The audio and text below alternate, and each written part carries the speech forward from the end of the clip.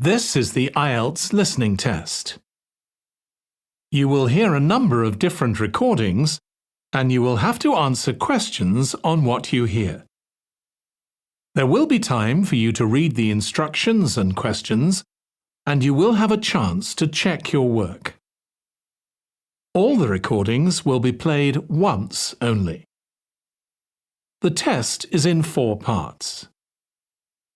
At the end of the test, you will be given 10 minutes to transfer your answers to the answer sheet. Now turn to Part 1.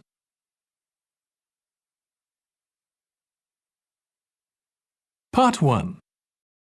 You will hear a woman being interviewed by a market researcher in a health club about her membership of the club. First, you have some time to look at questions 1 to 5.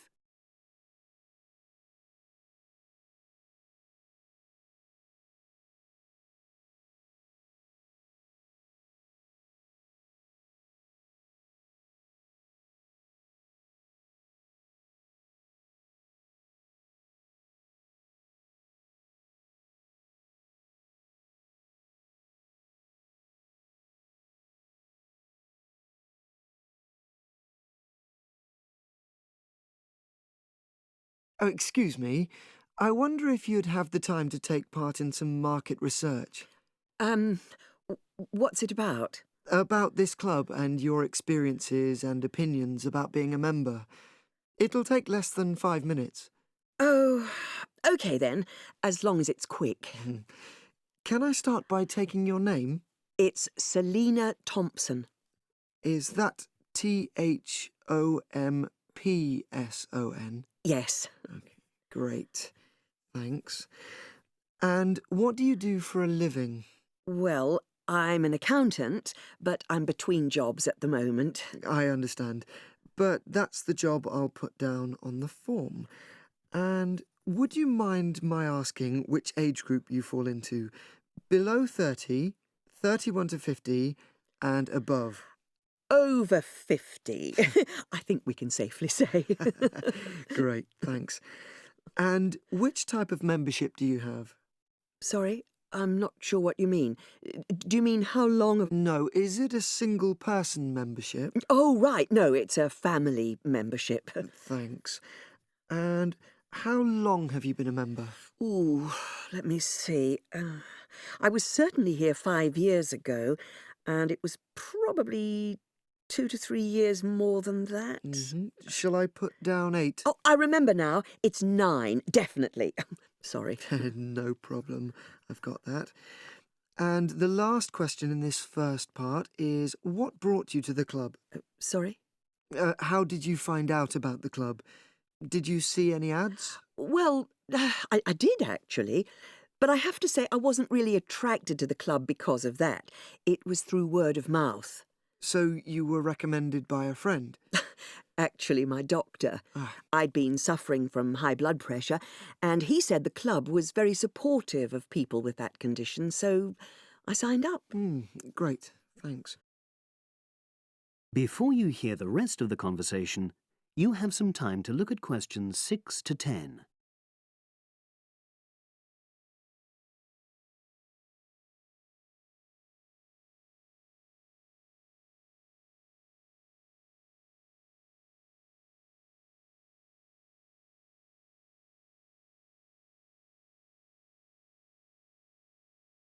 Now listen and answer questions 6 to 10.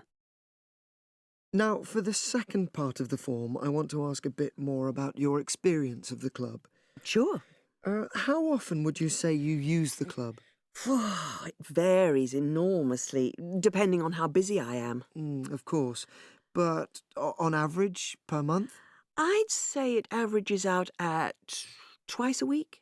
OK, so 8 on average. Yeah, and 4 of those are aqua aerobics classes. That leads me to the next question. Would you say the swimming pool is the facility you make most use of? Fair to say that, yep. Right, thanks. And are there any facilities you don't use?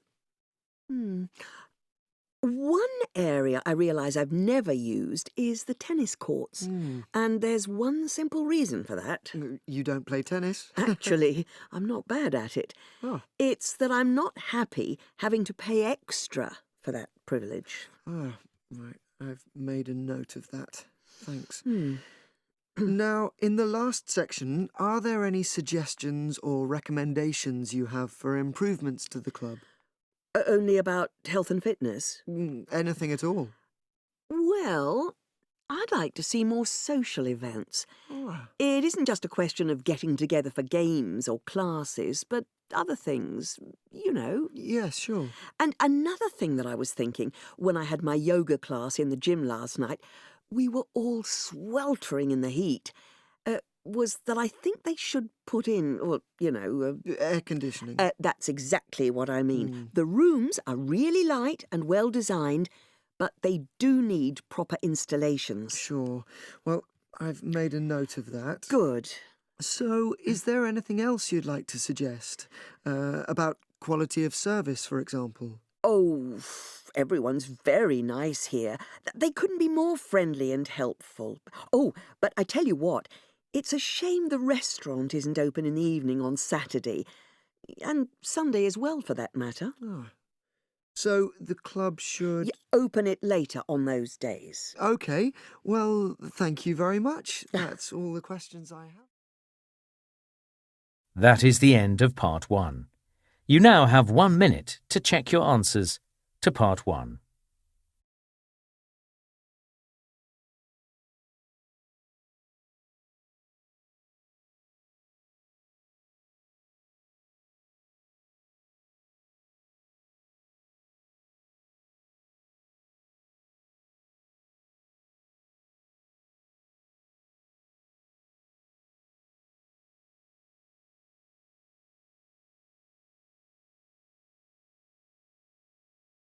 Part 2. You will hear a trainer giving a talk to people who want to learn outdoor survival skills. First, you have some time to look at questions 11 to 16.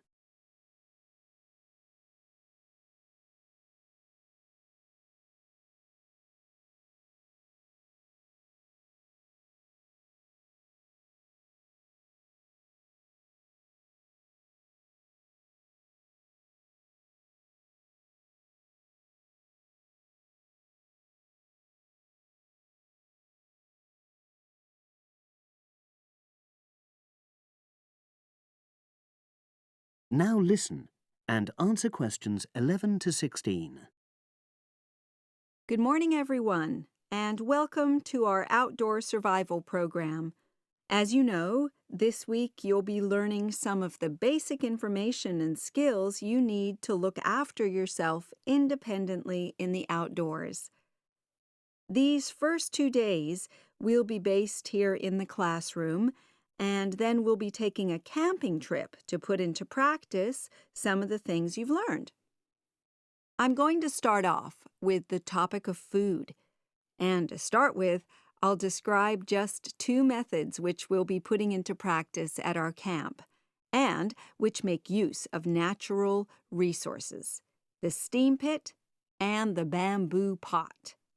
I've got 2 posters here to make things clearer, and I'll start with the steam pit here. To make this, you'll need some dry sticks, some grass, some loose earth, and some stones. And for this week only, some matches. The first thing you do is to dig a shallow pit in the place you've chosen to do your cooking. Let's say about 25 centimeters deep and 30 centimeters wide. Your sticks have to be a bit wider than the pit because you have to put a line of them along the top from one end of the pit to the other. Before setting light to these, you take some large stones and arrange them on top. Then you start the fire and wait till the wooden platform burns through and the stones fall into the pit. At this point, brush away any pieces of hot ash from the stones. You can use a handful of grass, and then take another stick and push it down into the center of the pit, between the stones. After that, you cover the whole pit with a thick layer of grass. And then you can put your food on it, wrapped in more pieces of grass, like parcels. Finally, cover the whole thing with earth. You have to pat it firmly to seal the pit. Then all you have to do is take the stick out and pour a bit of water into the opening that it leaves. It should take about 4 hours for your food to cook, as it cooks slowly in the steam that's created inside the pit. Now you have some time to look at questions 17 to 20.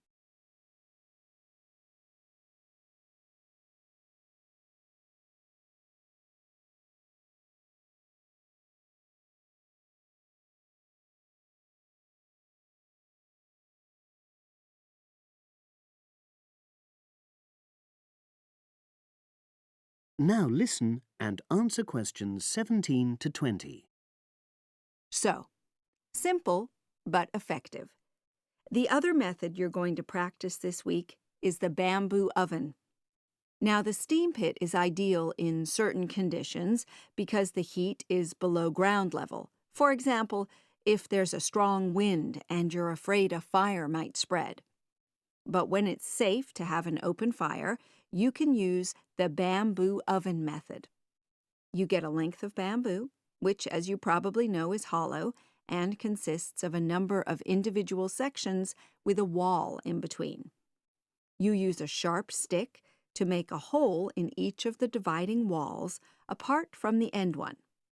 Then you lean the bamboo over a fire, with the top propped up by a forked stick and the bottom sitting on the ground.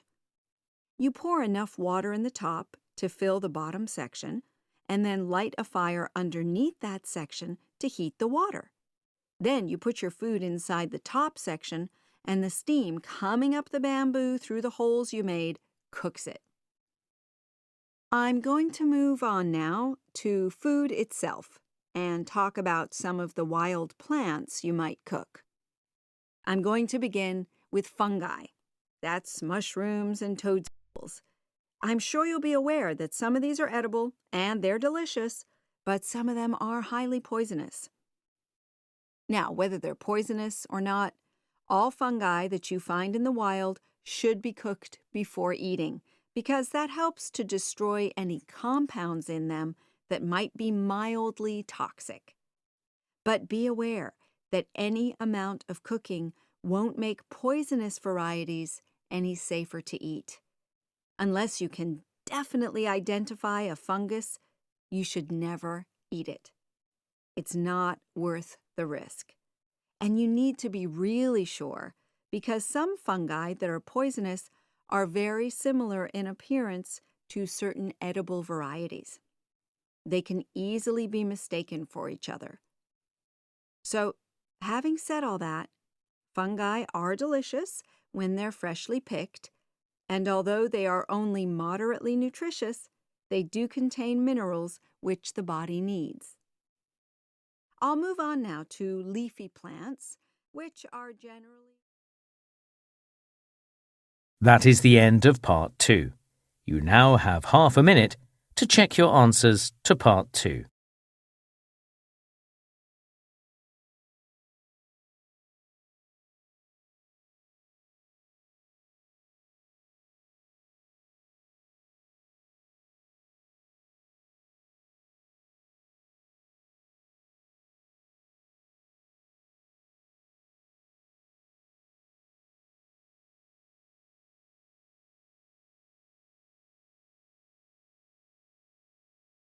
Part 3. You will hear a woman called Phoebe, who is training to be a teacher, talking to her tutor called Tony about research she has done in a school. First, you have some time to look at questions 21 to 25.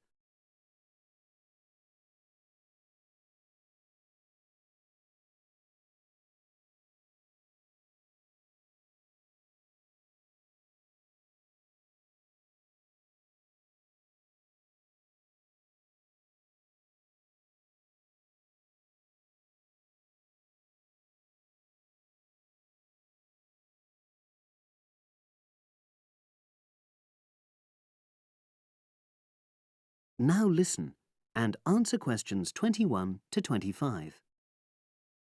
So, how did you get on with your school-based research, Phoebe? Well, it was exhausting, but really valuable. Good. What was the specific focus you chose? My title is Attitudes Towards Study Among 11 to 12-year-old Pupils. Right, and what made you choose that focus? Well, that's a bit difficult. Lots of my classmates decided on their focus really early on, mainly on the basis of what they thought would help in their future career, in their first year's teaching. So that's what helped you decide? Actually, it was that I came across a book written by experienced teachers on student attitudes, and that motivated me to go for the topic. Okay. So what were your research questions or issues? Well, I wanted to look at the ways students responded to different teachers, particularly focusing on whether very strict teachers made teenagers less motivated. And from your research, did you find that was true? No, not from what I saw, from my 5 days observation, talking to people and so forth. Okay. We'll talk about the actual research methods in a moment, but before that, can you briefly summarise what your most striking findings are? Well, what really amazed me was the significant gender differences. I didn't set out to focus on that, but I found that boys were much more positive about being at school. Girls were more impatient. They talked a lot about wanting to grow up and leave school. Very interesting. Yeah, it is. From doing the research, it was clear to me that you might start out to focus on one thing, but you pick up lots of unexpected insights. Right. Did you get any insights into teaching? Yes, certainly. I was doing a lot of observations of the way kids with very different abilities collaborate on certain tasks, help each other. And I began to realise that the lessons were developing in really unexpected ways. So what conclusion do you draw from that? Well, I know it's necessary for teachers to prepare lessons carefully, but it's great if they also allow lessons to go their own ways. Good point. Now, I'm really pleased to see you doing this. Analysing and drawing conclusions based on data. But surely this isn't proper data. Because it's derived from such small-scale research. Well, as long as you don't make grand claims for your findings, this data is entirely valid. I like the way you're already stepping back from the experience and thinking about what you've learned about research. Well done. But I know I could have done it better. As you become more experienced, you'll find ways to reduce the risk of difficulties. Okay. Now you have some time to look at questions 26 to 30.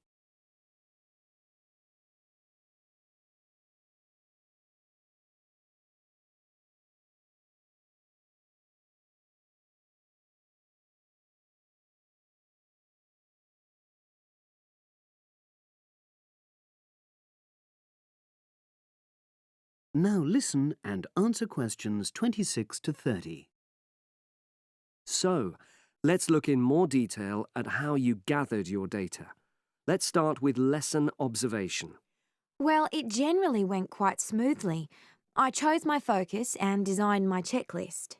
Then teachers allowed me into their classes without any problems, which surprised me. It was afterwards that the grueling work started. Yeah, it's very time-consuming, isn't it? Making sense of analysing your observation notes. Absolutely. Much more so than interview data, for example. That was relatively easy to process, though I wanted to make sure I used a high-quality recorder to make transcription easier. And I had to wait until one became available. Right. And did you interview some kids as well? In the end, yes. I talked to 10, and they were great. I'd imagined I'd be bored listening to them, but... So it was easy to concentrate? Sure. One of the teachers was a bit worried about the ethics, whether it was right to interview young pupils, and it took a while for him to agree to let me talk to 3 of the kids in his class, but he relented in the end. Good. What other methods did you use? I experimented with questionnaires, but I really regret that now. I decided to share the work with another student, but we had such different agendas it ended up taking twice as long. That's a shame. It might be worth you reflecting on ways you might improve on that for future projects. You're right, yeah. OK. And the other thing I did was stills photography. I didn't take as many pictures as I'd hoped to. Lack of time? It's pretty easy just snapping away, but I wanted each snap to have a purpose, that would contribute to my research aims, and I found that difficult. Well, that's understandable, but remember... That is the end of Part 3. You now have half a minute to check your answers to Part 3.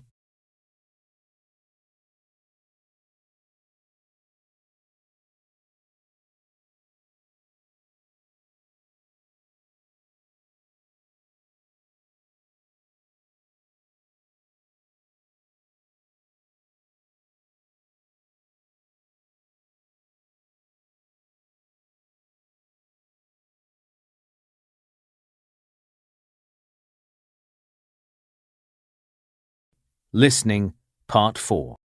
You will hear an environmental studies student giving a presentation about his project on saving an endangered species of plant. Now you have some time to look at questions 31 to 40.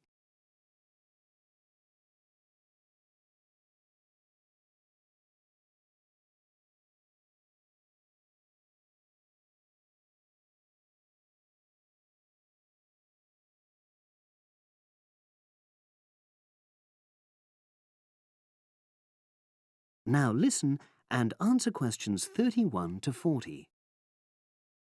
For my presentation, I'm going to summarise what I've found out about efforts to save one plant species, the juniper bush. It once flourished in Britain and throughout the world's temperate zones, but over the last few decades has declined considerably. Before I go on to explain the steps being taken to save it in England, let me start by looking at some background information and why the juniper has been so important in cultural as well as ecological terms, historically and in the present day. Firstly, I want to emphasise the fact that juniper is a very ancient plant. It has been discovered that it was actually amongst the first species of plants to establish itself in Britain in the period following the most recent Ice Age. And, as I say, it has a much valued place in British culture. It was used widely as a fuel during the Middle Ages because when burnt, the smoke given off is all but invisible, and so any illicit activities involving fire could go on without being detected. For example, cooking game hunted illegally. It also has valuable medicinal properties. Particularly during large epidemics, oils were extracted from the juniper wood and sprayed in the air to try to prevent the spread of infection in hospital wards. And these days, perhaps its most well-known use is in cuisine, cooking, where its berries are a much valued ingredient, used to flavour a variety of meat dishes and also drinks. Turning now to ecological issues, juniper bushes play an important role in supporting other living things.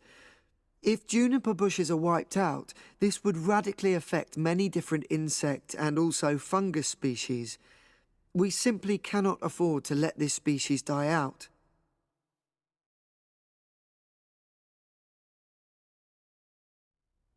So, why is the juniper plant declining at such a rapid rate?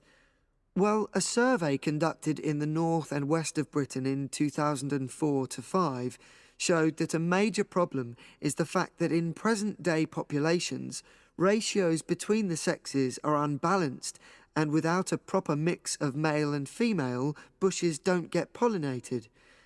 Also, the survey found that in a lot of these populations, the plants are the same age, so this means that bushes grow old and start to die at similar times, leading to swift extinction of whole populations. Now, the charity Plant Life is trying to do something to halt the decline in juniper species. It's currently trying out 2 new major salvage techniques, this time focusing on lowland regions of England. The first thing it's trying is to provide shelters for the seedlings in areas where juniper populations are fairly well established. These, of course, are designed to help protect the plants at their most vulnerable stage. A further measure is that in areas where colonies have all but died out, numbers are being bolstered by the planting of cuttings which have been taken from healthy bushes elsewhere. Now, I hope I've given a clear picture of the problems facing this culturally and ecologically valuable plant, and of the measures being taken by plant life to tackle them. If anyone has any questions, I'd be happy.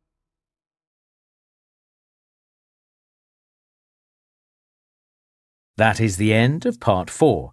You now have 1 minute to check your answers to Part 4.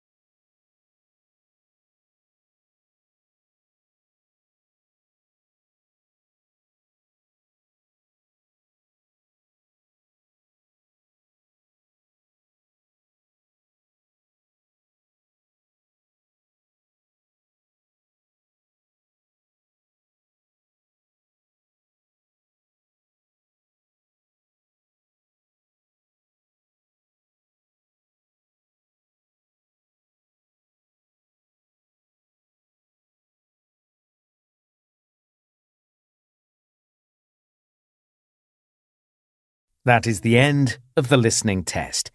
In the IELTS test, you would now have 10 minutes to transfer your answers to the answer sheet.